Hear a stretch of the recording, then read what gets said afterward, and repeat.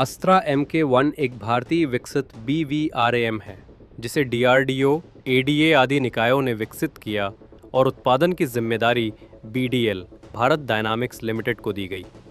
ये मिसाइल 80 से 110 किलोमीटर की दूरी तक लक्ष्यों को मार गिराने में सक्षम है, सोर्स अनुमानित, और इसे Su-30 MKI विमानों पर पहले से ही एकीकृत किया गया है। तेजस MK1A एक उन्नत संस्करण है जिसमें बेहतर एवियोनिक्स, इलेक्ट्रॉनिक युद्ध प्रणाली, EW सूट, बेहतर सॉफ्टवेयर आर्किटेक्चर आदि विशेषताएं होंगी। IAF ने अस्त्रा MK1 के अतिरिक्त उत्पादन की मंजूरी दी है। उदाहरण के लिए 200 मिसाइलों के लिए उत्पादन मंजूरी दी गई।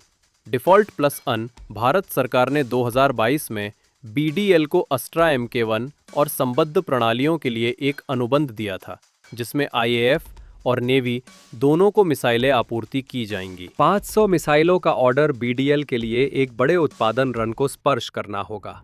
ये BDL को उत्पादन क्षमता बढ़ाने, आपूर्ति श्रृंखला मजबूत करने और निरंतर गुणवत्ता नियंत्रण सुनिश्चित करने की चुनौती देगा।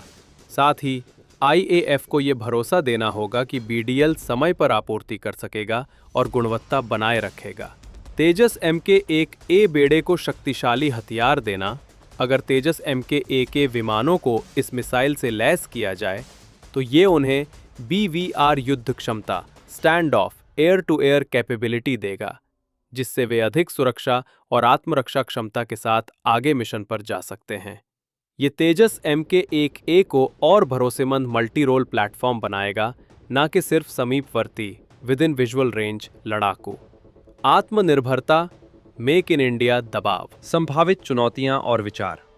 यदि IAF वाकई 500 अस्त्र मिसाइलें तेजस MK1A बेड़े के लिए चाहता है तो निम्न बातों का ध्यान रखना होगा। उत्पादन क्षमता। BDL की वर्तमान क्षमता और उत्पादन तंत्र को इस बड़े ऑर्डर से सक्षम होना पड़ेगा। प्रमाणीकरण, परीक्षण। प्रत्येक विमान मिसाइल एकीकरण, स्पेशली MK2 या नए वेरिएंट के लिए पर्याप्त परीक्षण व प्रमाणन आवश्यक होंगे। वित्तीय संसाधन। 2,971 करोड़ से बड़े बजट की जरूरत होगी। समय सीमा, delivery schedule, supply chain, engine और अन्य घटकों की उपलब्धता आदि पर निर्भर करेगा। निष्कर्ष।